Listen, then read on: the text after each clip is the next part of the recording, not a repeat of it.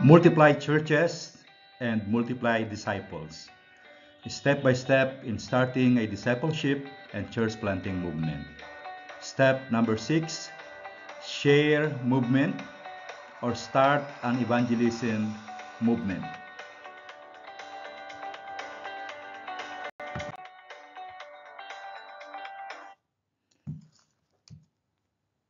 So in this session, we're going to continue discussing about the prayer care share movement, and in the last portion of the 3 items is about starting an evangelism movement in your church, in your family, in your workplace, and in your community.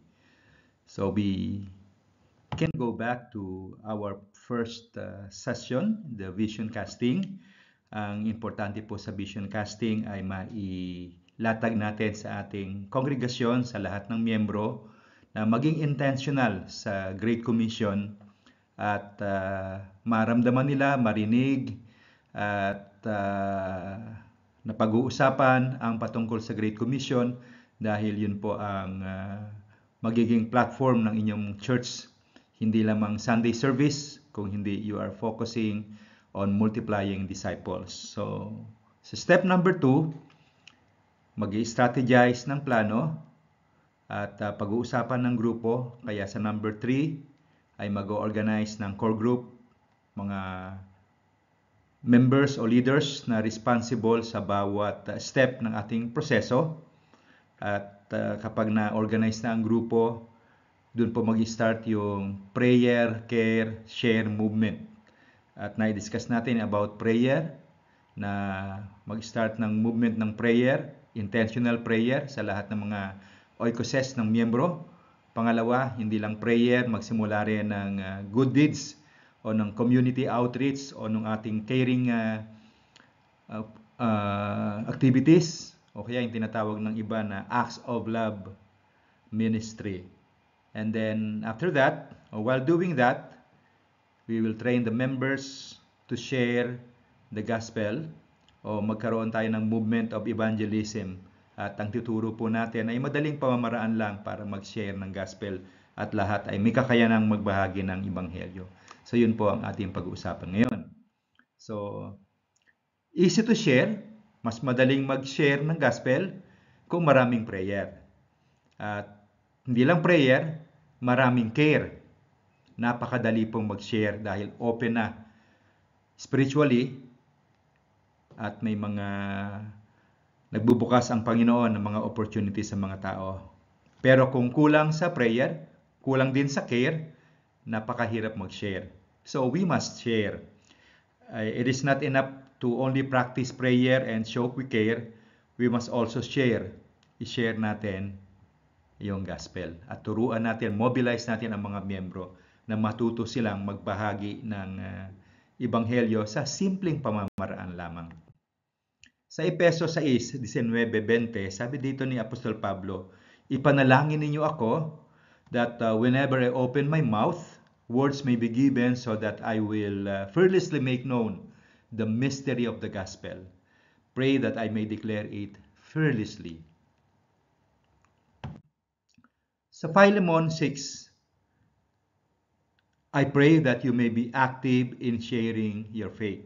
Ako'y nananalangin na kayo'y magiging aktibo sa pagbabahagi ng inyong pananampalataya.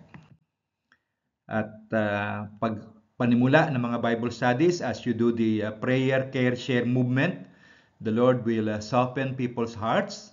Palalamutin ng Diyos ang kanilang mga puso, magbibigay ng opportunity, ng open doors, at ihahanda yung mga tao, so making them responsive to Him.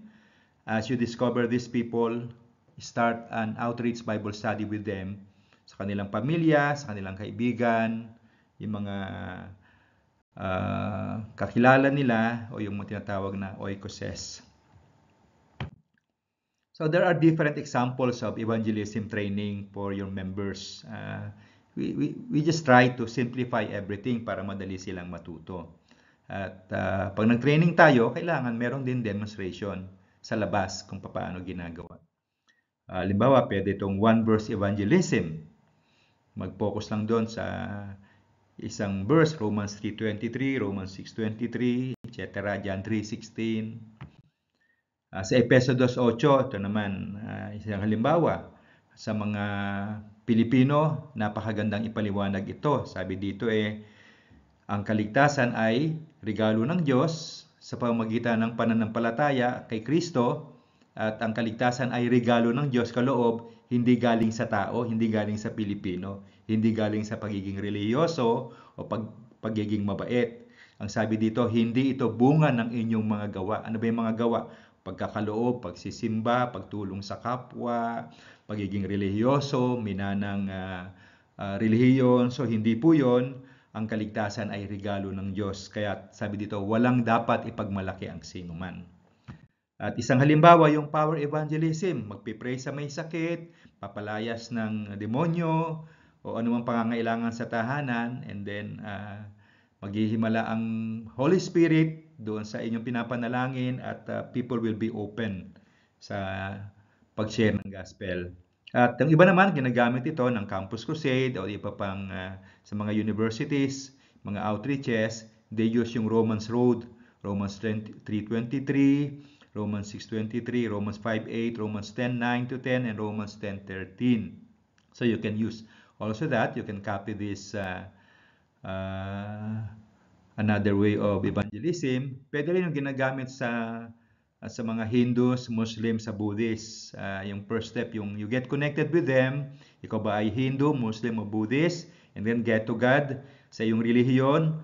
What are you doing to get your sins forgiven? Ano bang ginagawa sa relihiyon niyo para mapatawad ang kasalanan, para mapalapit sa Diyos? And then after that, you discuss about lostness. Yung sa akin, aming relihiyon, ang aming grupo, aming pananampalataya is different. So you explain, get to the gospel, explain mo na yung ginawa ng Panginoon doon sa krus ng Kalbaryo. Pwedeng gamitin din yung Ephesians 2:8-9. So any three evangelism ang tawag diyan. At meron din yung evangelism explosion. Kung sakaling bawian ka ng buhay ngayon, nakakasiguro ka bang sa langit pupunta, to open a discussion. At meron din sa YouTube. Pwede mong buksan to, padala mo sa mga kaibigan mo, kakilala. So, ikaw ba ay good person through the 10 Commandments? Living Waters naman po yan sa YouTube. At itong 3 circles, ito yung una, first circle, nung una, dahil sa pag-ibig ng Diyos, ay yung payapa tayo, may pag-ibig, may pagmamahalan, kumpleto ang mundo, walang problema, walang kasalanan, masaya tayo dahil sa piling ng Diyos. Pero we run away. And then, itong pangalawang circle, nagkagulo-gulo na ang buhay, kaya tayo nakakaranas ng hindi magandang buhay dahil napalayo tayo sa Diyos. Pero pwede tayo magpakumbaba, magbalik loob dahil si Kristo ay naging sakripisyo, ginawa ng Diyos ang paraan para maligtas tayo, mapatawad. Nagsakripisyo ang kanyang anak para tayo ay mabalik doon sa Diyos at makaranas ng kaligtasan at kapatawaran. Yung tawag dyan ay 3 circles. At pwede rin naman yung inyong life testimonies.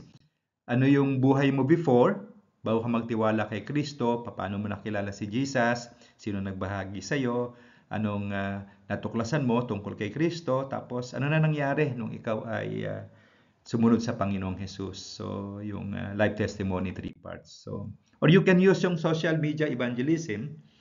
Ang dami natin. Katulad ko, meron akong mga 3,000 plus na members. So, makakatulong yung pagpo-post natin. At meron din pong mga training papaanong mag-evangelize through Facebook, sa YouTube, or sa TikTok. So, there are many ways to share, lalo na yung ating mga contacts. Kaya lahat ng mga member natin, mamobilize natin silang magbahagi ng gospel. So, with that, let's continue our discussion. Nasa step number 7 na po tayo. Kapag ginawa natin yung mga steps na yon, yung start a prayer movement, care movement, tsaka share movement, makikita po natin yung person of peace. So yung susunod na discussion, tingnan po natin anong gagawin natin para makita natin yung person of peace.